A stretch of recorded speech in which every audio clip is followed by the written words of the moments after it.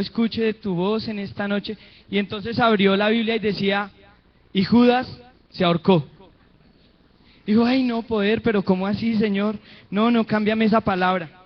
Y entonces abrió en otro versículo y dijo, ve tú y haz lo mismo. Uy, no, pero ¿cómo así, Señor? ¿Qué es esto? Y entonces abrió otro versículo y dijo, es que lo que has de hacer, hazlo pronto.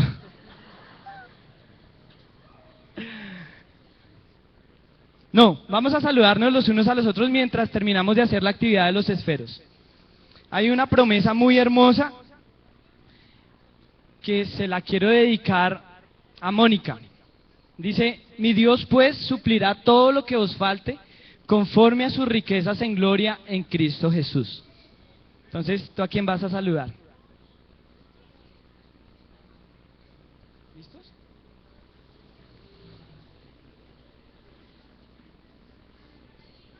A la hermana Dilma.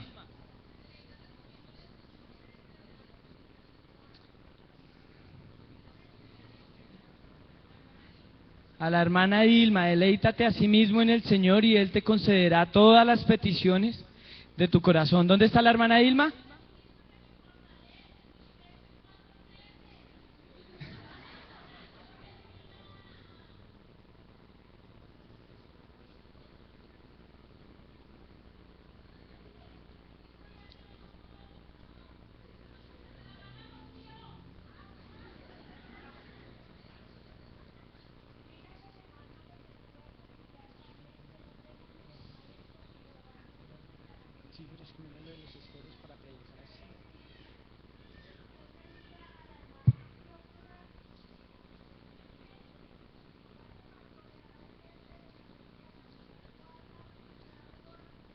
Amén.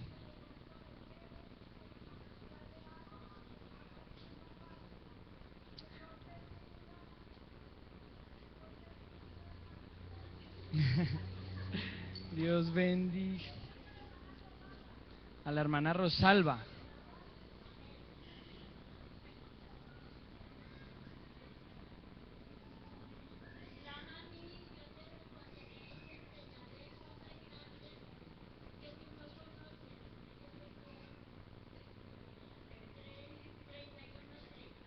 Amén. Amén. ¿Cuántos queremos escuchar la palabra del Señor? También le damos una cordial bienvenida a Jonathan. Lo amamos también mucho, ¿cierto? Nos alegra cuando lo podemos ver por acá en medio de nosotros. Y un saludo muy especial a Giovanni. Bienvenido a Colombia. Estar por allá en Argentina. Bienvenido. Es un motivo de alegría que esté con nosotros. ¿Cuántos queremos escuchar la poderosa palabra del Señor? Usted que quiere escuchar la palabra de Dios, póngase en pie. Y vamos a estar muy atentos a lo que el Señor nos quiere decir en esta noche. Y quiero invitar al hermano Andrés para que nos dirija en una oración en la que le pidamos al Señor que Él abra nuestro oído, nuestro corazón, para que esta palabra quede sembrada en nuestros corazones. Démosle una alabanza al Señor. Hermanos, ustedes saben que predicar la palabra del Señor tiene oposición, porque el diablo no quiere que nosotros escuchemos lo que el Señor quiere decirnos, y los que son predicadores saben y sienten la responsabilidad de dar el mensaje que el Señor ha puesto en nuestro corazón. Así que yo le voy a pedir el favor a mi voz a la cabaña, que cuando escuchen una palabra que ustedes sientan que es de parte de Dios y para usted, usted diga amén, ratificando que usted dice amén, que así sea, que esa palabra sea para mí, o ay, amén, esa palabra me dolió, pero es para mí, amén. ¿Les parece? Y así ustedes me ayudan a predicar. Hermano Andrés, por favor, diríjanos en esta oración.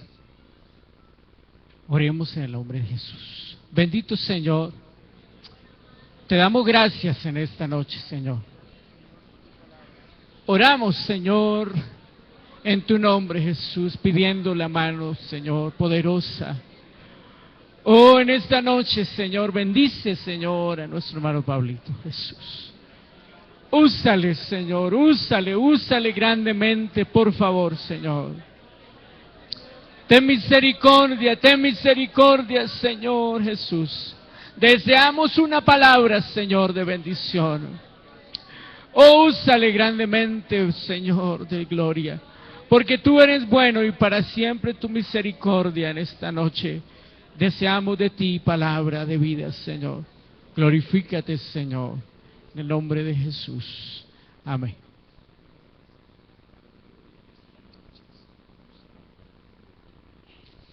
Amén. Los voy a invitar a que hablamos nuestras Biblias en el primer libro de Samuel, el capítulo 7, el verso 12.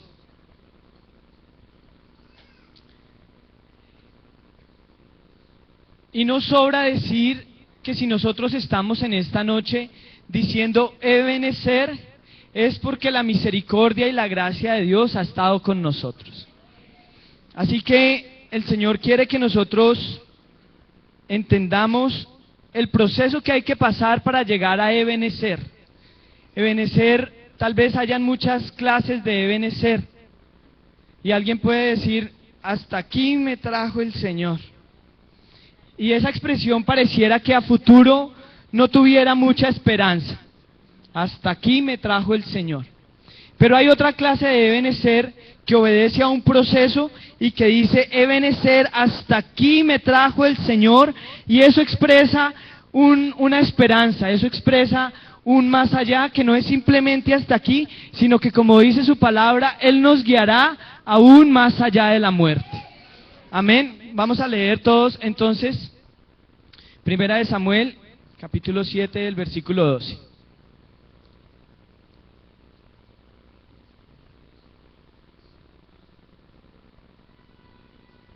Amén.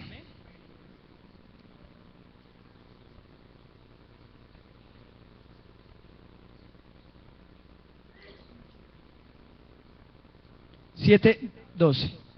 Amén. Vamos a leerlo todos a una sola voz. 1, 2, 3. Y tomó luego Samuel una piedra y la puso entre Mizpa y Sen, y le puso por nombre, diciendo, hasta aquí nos ayudó Jehová. Amén. Puede tomar asiento, mi hermano, dándole una alabanza al Señor. Amén. Hasta aquí nos ayudó Jehová. Gracias a Dios porque han pasado casi los 365 días de este año y hoy podemos decir que el Señor nos ha ayudado hasta acá. Amén. Y para llegar a esta frase era necesario entender cuál era la situación que habían vivido hasta el momento.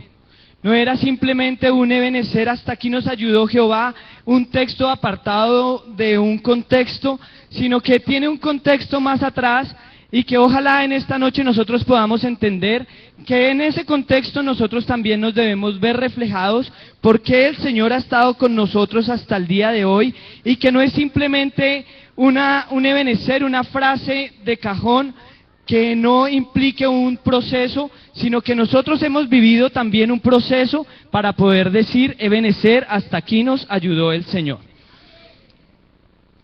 Otros tal vez están pasando por este proceso y tal vez otros ni siquiera han comenzado el proceso de Ebenezer. Pero el Señor en esta noche quiere hablarnos a todos, que todos podamos decir con carácter, con criterio, hasta aquí nos ha ayudado el Señor. Así que cuando nosotros comenzamos a leer el primer libro de Samuel, encontramos en el capítulo 1 el nacimiento de Samuel, el cántico de Ana en el capítulo 2, luego habla la segunda parte del capítulo 2 acerca del pecado de los hijos de Elí, y en el capítulo 3 habla acerca de que Jehová llama a Samuel. Y entonces, aquí podemos entender y aprender que el Señor siempre habla. El Señor no improvisa. El Señor siempre tiene una palabra para nosotros, pero a veces nosotros no sabemos escuchar la voz de Dios. Y Samuel era un muchacho que, según la historia, como podríamos leer ahí para atrás, él creció en el templo, un niño que dedicaron al Señor, que estaba acostumbrado tal vez a ver los servicios, lo que se presentaba allí, y no conocía la voz del Señor, así que cuando le dice Samuel, él sale corriendo es a donde el profeta, ¿verdad? Pero nosotros en esta mañana no vamos a escuchar la voz de nadie más, no vamos a escuchar la voz del copastor, no vamos a escuchar la voz de nadie más, sino la voz del todopoderoso Dios, que con su palabra fueron hechos los cielos y la tierra, fueron hechos todas las cosas que podemos ver y aún que las que no podemos ver. ¿Usted cree que el Señor es digno de un aplauso en esta noche, sabiendo que Él es el que va a hablar en esta noche? Gloria al nombre del Señor Jesús.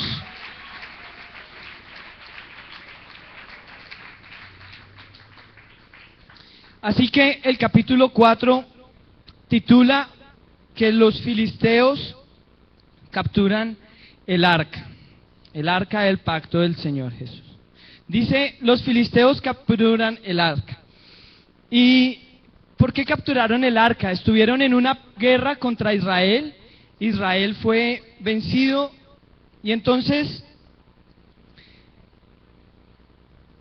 ellos decidieron, a causa de la derrota que habían tenido, en esa derrota ellos perdieron 4.000 hombres. Y tal vez pensáramos 4.000 hombres, una cantidad grande, ¿cierto? 4.000 hombres de un pueblo, y pensábamos tal vez en las familias, los que son padres de familia o las hermanas que hoy no tienen a su esposo. Pues en medio de esa situación el pueblo de Israel en esa guerra perdió a 4.000 hombres, tal vez 4.000 hombres que llevaban el sustento, y esto para que nos contextualicemos y miremos cuál era la situación que estaba viviendo el pueblo de Israel. Así que ellos dijeron no. Traer el arca del pacto significa traer la presencia del Señor a nuestro campamento. Significa traer la presencia del Señor a nuestro campo de guerra. Y cuando el Señor está con nosotros, dice, ¿quién pues contra nosotros? Así que entonces ellos se fueron rápido y trajeron el arca del pacto. Entonces cuando los filisteos se enteraron que ellos fueron por el arca, dice la Biblia que ellos tuvieron miedo, porque recordaron las obras poderosas que Jehová, la mano poderosa de Jehová, había hecho en medio del pueblo egipcio. Recuerdan todas las plagas, toda la muerte de los primogénitos. Entonces cuando ellos se enteraron que ellos fueron por el arca del pacto, ellos tuvieron miedo. Claro que sí, porque la Biblia dice que los mismos demonios saben y tiemblan. Y es que ante la presencia del Señor Jesucristo, y lo hemos vivido acá, los demonios tienen que huir, porque no hay otro nombre, y nosotros hemos conocido este nombre. Así que cuando tenemos nuestras victorias, cuando tenemos también nuestras guerras, nuestras batallas, podemos entonces traer a memoria las cosas que el Señor ha hecho con nosotros en el pasado. ¿Con cuántos el Señor ha hecho cosas poderosas en esta noche? Amén, gloria a Dios. Pero entonces los filisteos tomaron valor. Dice que ellos ya sabían que habían ido por el arca del pacto, pero ellos tomaron valor y se dijeron los unos a los otros, sean hombres de guerra. ¿Ustedes acaso quieren servir a los israelitas como ellos nos han servido a nosotros? Entonces tomaron mucho valor y fueron y derrotaron a los israelitas, aún teniendo el arca del pacto. Y entonces yo pensaba, pero ¿cómo así? ¿Por qué el Señor permitió esto?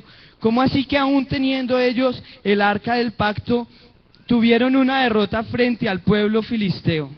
Y entonces yo entiendo en esta noche que el Señor a veces nos hace pasar por unas situaciones que tal vez no quisiéramos pasar. ¿Quién quisiera pensar en la muerte de 4.000 hombres de Colombia? O tal vez reduzcámoslo a 40 hombres de su familia o a 4 hermanos de su familia. Creo que nadie quisiera pasar por una situación de estas, pero el Señor permite que nosotros pasemos por estas cosas. Y Él es soberano. Y esta iglesia sabe sujetarse a la voluntad del Señor. Amén. Así que entonces ellos tomaron el arca y en el capítulo 5 encontramos el título que dice el arca en tierra de los filisteos.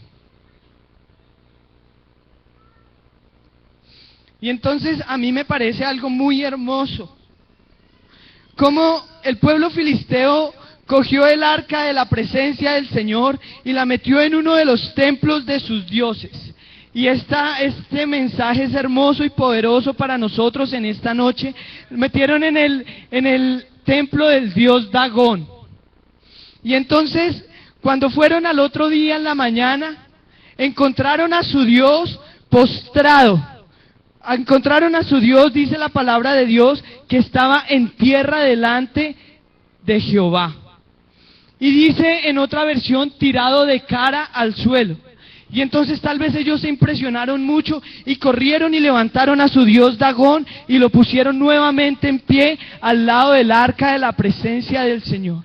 Y se fueron esa noche. Yo no sé por qué no dice la Biblia que en la tarde ellos estaban reflexionando y pensando y estaban inquietos acerca de la presencia que ellos tenían allá en medio del templo del dios Dagón, pero dice que al otro día en la mañana se levantaron y se fueron temprano al templo y encontraron al dios Dagón, pero esta vez ya no solo tirado, sino que encontraron que sus palmas se habían cortado y que su cabeza estaba también cortada al lado, a la entrada del templo, y dice la Biblia que por eso ellos ya no pisan la entrada del templo. Y eso es un mensaje poderoso, mi hermano, porque esto nos permite a nosotros entender que cuando algún dios, alguna cosa del enemigo, alguna estrategia del enemigo quiere pensar, él no puede actuar contra nosotros, o cuando las manos del enemigo quiere hacer algo en contra de nosotros. Nosotros conocemos un Dios grande al cual todos los dioses de la tierra no se le pueden comparar. Él es el Dios de esta iglesia. Aplauda la presencia del Señor en esta noche.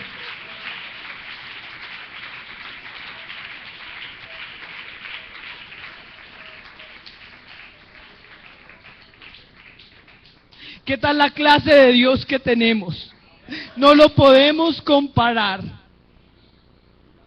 La Biblia dice que la tierra es el estrado de sus pies. ¿Y que a qué pues le haremos semejante? A una escultura de oro, de plata, de yeso, de madera. Oh, esta iglesia tiene un Dios tan grande, tan lleno de amor, que se bajó, no fue escatimado ser igual a Dios, sino que se bajó y murió por nosotros, para que nosotros podamos decir en esta mañana: Ebenezer, hasta aquí nos ha ayudado el Señor. ¿Hay alguno en esta noche que pueda decir: Ebenezer, hasta aquí me ayudó el Señor?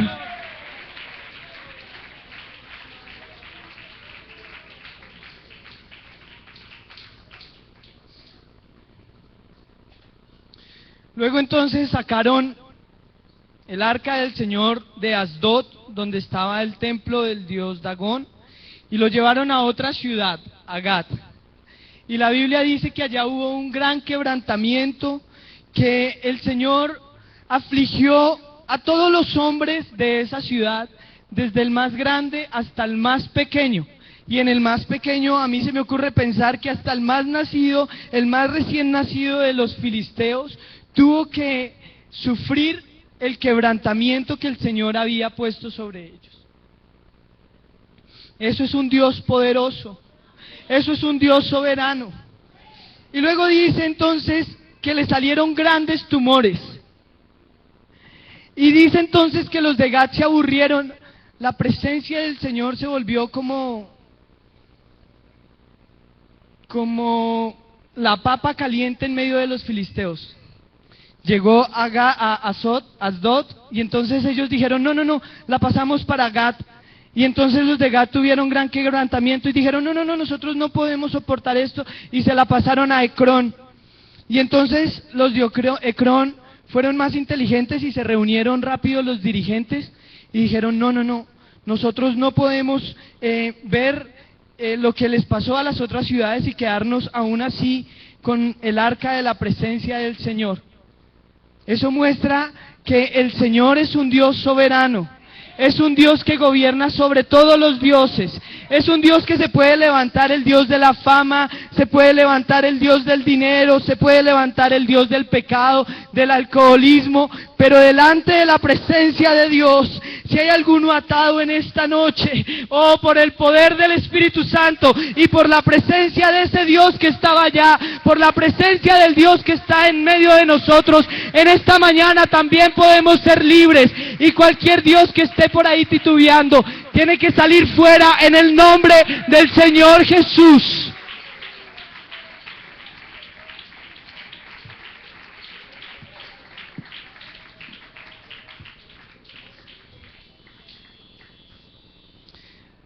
Así que el arca de la presencia del Señor, dice la Biblia, que duró en total 7 meses en medio del pueblo filisteo. Y entonces en el capítulo 6 dice la palabra de Dios que los filisteos devolvieron el arca. Y entonces se inventaron una estrategia en la que amarraron unas vacas y pusieron ahí unas ofrendas. A mí me parece, no sé, que eso debió haber sido hasta menospreciado por parte de Dios, unas ofrendas en las que en oro estaban haciendo unas esculturas que estaban mostrando la forma de los tumores que ellos tenían, y también hicieron unas esculturas en oro en forma de ratones y lo pusieron ahí al lado del arca y lo mandaron con unas vacas directo a la tierra de los israelitas. Y entonces aún así a ellos se atreven a pensar que lo que les había pasado era pura coincidencia. Y entonces ponen por señal que si la vaca se va derechito por el camino a la tierra de los israelitas, entonces era de parte del Señor. Y que si la vaca tal vez se iba así, ¿cuántos han visto caminar a una vaca derechito? Nadie. Cuando vamos por la carretera y vemos que las vacas se atraviesan, eso le toca a un señor con un palito detrás, tratando de encaminar las vacas. Pero yo estoy seguro que el Señor quiso convencerlos a ellos de que lo que a ellos les había pasado no era pura coincidencia. Es que a nosotros encontrarnos el Señor tampoco fue pura coincidencia. Y el hecho que estemos en esta mañana no es pura coincidencia en esta noche. No, Señor, no, el Señor no improvisa con nadie. Y el Señor está tratando con nosotros para que nosotros podamos decir, hasta aquí nos ha ayudado el Señor. Así que los filisteos se fueron detrás de esos animales y siguieron los animales hasta que vieron que ya los israelitas habían visto las vacas. Entonces cuando los primeros israelitas vieron estas vacas, se alegraron mucho. Y entonces, al final del capítulo 6, encontramos que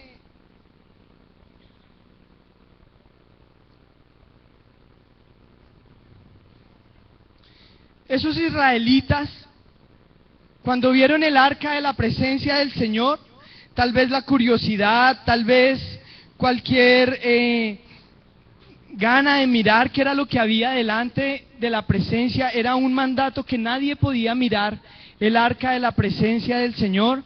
Y entonces algunos israelitas miraron, y dice la palabra de Dios,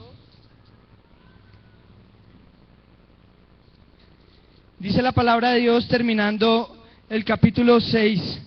Entonces Dios hizo morir a los hombres de Bet-Semes, porque habían mirado dentro del arca de Jehová.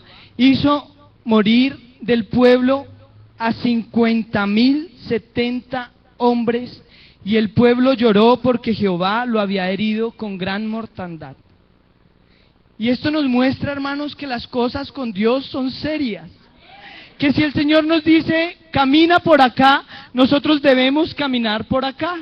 Que si el Señor nos dice, sin santidad nadie verá al Señor, es porque sin santidad nadie verá al Señor. Y si el Señor les había dicho que no miraran dentro de el arca, es porque el Señor dice, no hay que mirar. Y en la historia, cuando leímos, encontramos que fueron heridos, ¿cuántos? Al inicio en la guerra, 30,000. Pero en esta ocasión murieron fue 50,070, muchísimos más del doble. Y con razón entonces ellos dijeron que tenían miedo de mirar, que tenían miedo de escuchar la presencia del Señor, que cuando ellos iban a escuchar la voz de Dios siempre mandaban a uno de los profetas o mandaban a la persona que el Señor había escogido y les decía, ve tú y habla con él, y viene y nosotros obedecemos, porque era una voz estronduosa, era una voz que era capaz de quitar la vida.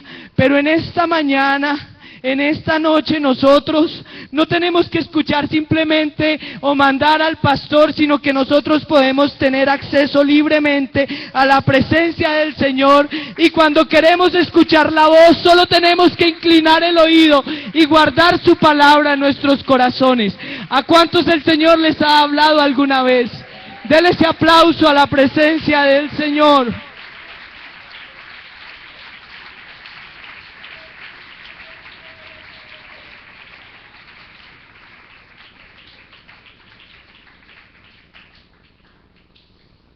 Hermanos, y el centro de este mensaje en esta noche es que nosotros no podemos estar jugando a ser cristianos. No podemos estar jugando simplemente a ser religiosos. No podemos estar jugando a ser músicos, ni a ser los que hacen trabajos o gestión en un comité. Nosotros no podemos estar jugando a ser salvos o a venir aquí a hacer culto. Nosotros tenemos un Dios serio, que Él dice sí y es sí. Y dice la palabra de Dios que tu sí sea sí y que tu no sea no.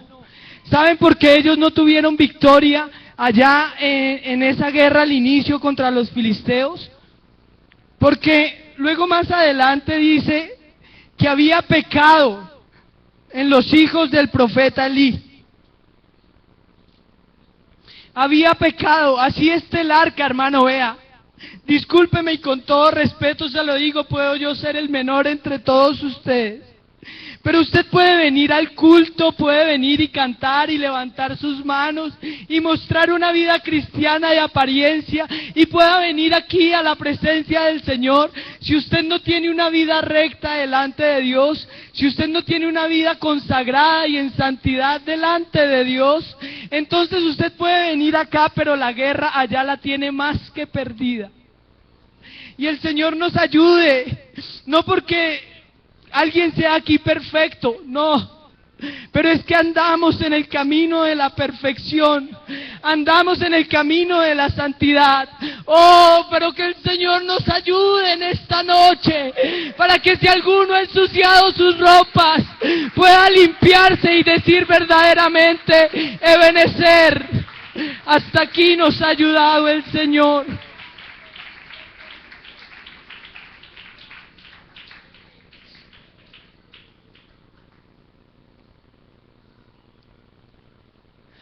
Y entonces el capítulo 7 dice,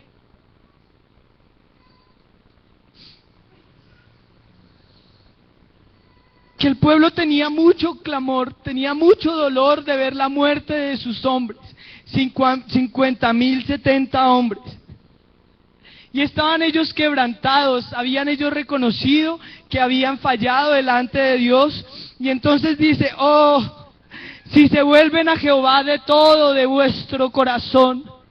Ellos se acercaron al pueblo y le dijeron, al profeta, y le dijeron, por favor, Samuel, habla con Dios, por favor, intercede por nosotros. Y entonces la respuesta de él, oh, si se vuelven a Jehová de todo vuestro corazón. Y que el Señor en esta noche esté haciendo lo que Él dice, que su palabra es como un martillo que golpea la peña. Y que si en esta noche hay un corazón duro, que sí, que viene y siente la presencia del Señor, pero que tal vez tiene una cosa ya metida que no ha querido sacar para ser santo delante del Señor. Oh, si en esta noche alguno que esté en esa situación se vuelve a Jehová de todo vuestro corazón, y si quitan los dioses ajenos que tienen en vuestros corazones, y si preparan el corazón a Jehová y le sirven a Él.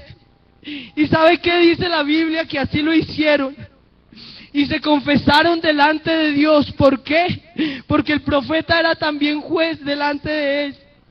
Y ellos se confesaron delante de Dios. Hermano, vea qué bonito, cuando los filisteos escucharon que el pueblo estaba allá reunido, renovando su relación con su Dios. Dice que ellos tuvieron ganas nuevamente de ir y atacarlos. Pero es que ahí ya el proceso era otro. Ahí ya habían reconocido que habían pecado delante de Dios y ya tenían nuevamente el arca del Señor. Y entonces cuando los filisteos vieron que los israelitas estaban reunidos, se fueron a pelear contra ellos. Y el pueblo clamó a Jehová. ¿Hay alguno en esta noche que quiera clamar a Jehová por esos jóvenes que no están viviendo en santidad? ¿Hay alguno en esta noche que quiera clamar a Jehová por su hermano, por su hermana, por su hijo, por su hija, por su papá, por su mamá? Mas Jehová tronó aquel día con gran estruendo sobre los filisteos y los atemorizó y fueron vencidos delante de Israel. Y entonces ahí, luego de haber pasado realmente un proceso, no simplemente un ebenecer, porque cuando dice la palabra de Dios que se habían llevado el arca, ahí ya había aparecido la palabra ebenecer porque era un lugar. Y dice, y habló todo Israel porque el tiempo salió Israel a encontrar a batalla a los filisteos junto al campo de Ebenezer. Y eso era antecitos de que se les llevara el arca de la presencia. No era un Ebenezer de haber pasado un proceso, era un Ebenezer que tenían pecado en su corazón.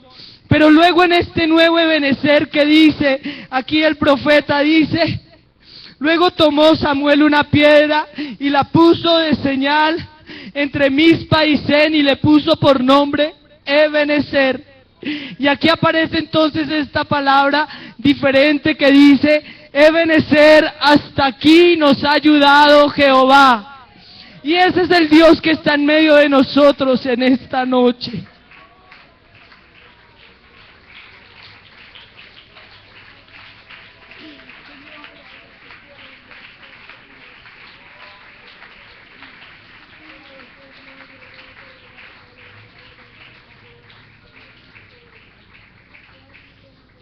Y yo quiero invitarlos a que estén en pie, mis hermanos.